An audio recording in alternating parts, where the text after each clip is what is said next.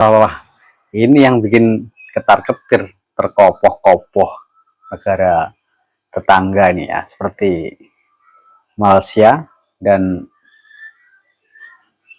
Singapura, teman-teman ya.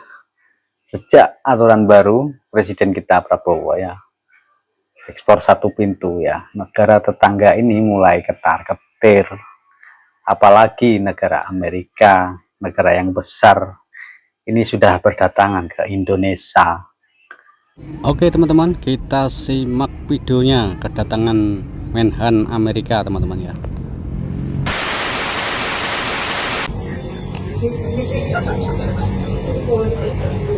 Colby ya.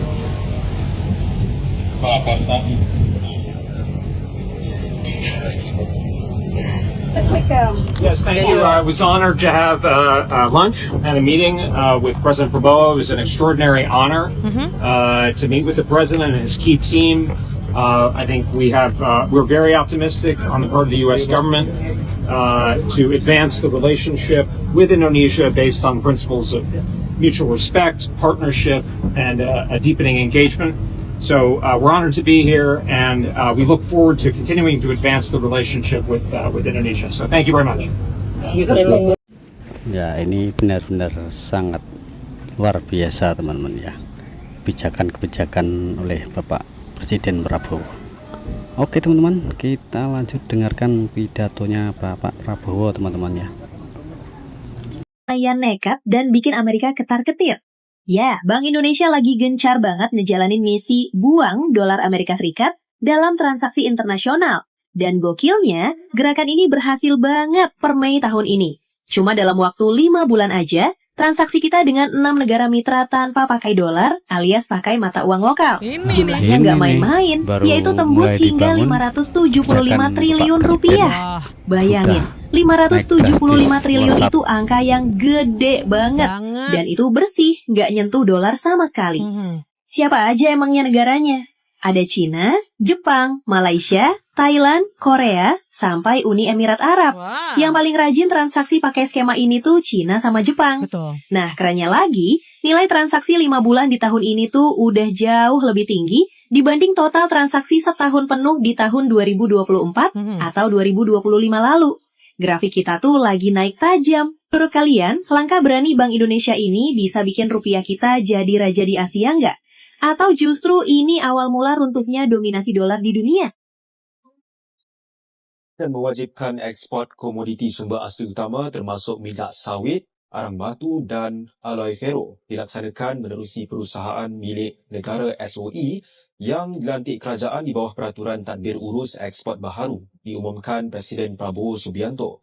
Peraturan kerajaan yang baharu dikeluarkan mengenai tadbir urus ekspor komoditi sumber asli bertujuan memperkukuh pengawasan ekspor komoditi dan mencegah kebocoran pendapatan daripada sektor sumber asli Indonesia. Hari ini, pemerintah Republik Indonesia yang saya pimpin menerbitkan peraturan pemerintah tentang tata kelola ekspor komoditas sumber daya alam. Penerbitan peraturan pemerintah ini adalah langkah strategis untuk memperkuat tata kelola ekspor komoditas sumber daya alam kita. Beliau berkata demikian. Indonesia kini tengah menapaki jalur baru yang berani dan revolusioner dengan melakukan penertiban tata kelola ekspor komoditas sumber daya alam melalui perusahaan milik negara. Sebuah langkah strategis yang sontak mengguncang kemapanan ekonomi global. Kebijakan ini bukan sekedar urusan domestik, melainkan sebuah pernyataan perang ekonomi terhadap pihak-pihak asing yang selama ini merasa berhak mendikte harga dan arus komoditas milik Ibu Pertiwi. Betul. Dengan mewajibkan seluruh ekspor komoditas vital seperti sawit dan batu bara dikelola langsung oleh BUMN, Indonesia akhirnya menegaskan bahwa kekayaan alamnya adalah kedaulatan mutlak yang tidak bisa lagi dipermainkan oleh kepentingan korporasi luar. Di balik layar kebijakan ini, ada sebuah ironi pahit yang kini dirasakan oleh negara tetangga, Malaysia, yang tak bisa menyembunyikan kecemburuan mereka melihat langkah besar Indonesia. Banyak yang bilang Indonesia kalah dalam negosiasi dagang sama Amerika, terutama ya sama paman Trump. Prabowo katanya macan ompong, gak bisa ngelawan Trump, cuma bisa ngalah. Tapi kalau kita bongkar hasil negosiasinya, kelihatan siapa yang asal ngomong dan siapa yang benar kerja. Jadi, mari kita bahas. Kemarin, Trump ancam tarif 32% ke produk Indonesia. Tapi setelah negosiasi, yang katanya nggak bergigi itu, tarifnya turun jadi 19%. Dan Indonesia nggak kasih balasan tarif sama sekali ke produk AS alias 0%. Terus, apa yang ditukar? Salah satu kesepakatannya, Indonesia harus belanja gede-gedean.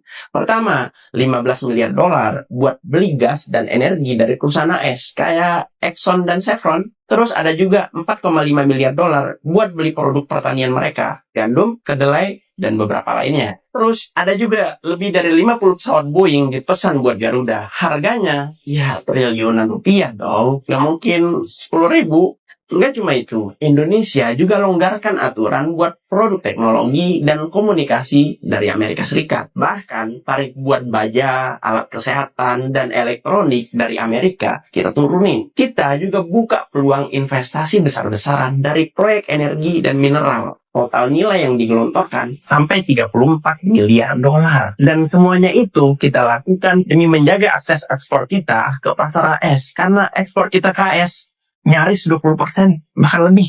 Karena kalau tarif 32% beneran diterapkan, yang babak belur bukan Prabowo, tapi petani, buruh pabrik, dan UMKM yang ekspor ke Amerika Serikat. Dampaknya buat Indonesia, pertama, ekspor tetap jalan, jutaan pekerja terselamatkan. Terus, industri padat karya seperti tekstil dan sepatu tetap bisa hidup.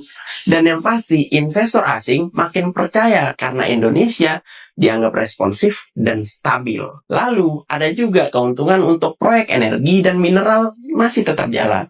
Lapangan kerja baru pun pasti terbuka. Lalu ada juga pasokan energi makin aman. Karena apa? Karena kita diversifikasi sumber dari Amerika Serikat. Betul. Dan yang paling terakhir, saya pengen bilang, kita tetap punya posisi tawar di panggung global. Khususnya hubungan bilateral dengan Amerika Serikat. Wah, ini nih. Wah. Ini yang bikin ketar-ketir, terkopoh-kopoh negara tetangga ini ya, seperti Malaysia dan Singapura, teman-teman ya. Sejak aturan baru Presiden kita Prabowo ya, ekspor satu pintu ya, negara tetangga ini mulai ketar-ketir. Apalagi negara Amerika, negara yang besar, ini sudah berdatangan ke Indonesia. Dulunya sih mau ekspor, mau tarif pajak 32%. Sekarang diturunin menjadi 19%, teman-teman ya. Bahkan Indonesia pun kasih kelonggaran buat Amerika tidak menekan-nekan pajaknya. Bahkan sekarang ya, negara-negara besar seperti Amerika, Cina, Jepang, semua merapat ke Indonesia sekarang ya. Buat apa? Ya itulah, buat pengen diekspor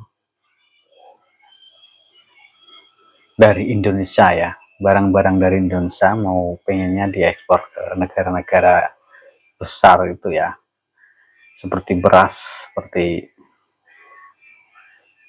mineral energi, semua dari Indonesia ya, sudah mulai merapat negara-negara besar. Nah, ini bukan main-main ini Bapak Prabowo, justru ini membuat negara-negara besar heboh dan terkopoh-kopoh, katanya perspektif ya, terkopoh-kopoh gitu. Macam ngompol gitu ya. Nah, ini tindakan tegas dari Bapak Prabowo ya. Jadi teman-teman, jadi kita semua harus bersyukur namanya dengan kita punya negara Indonesia ya.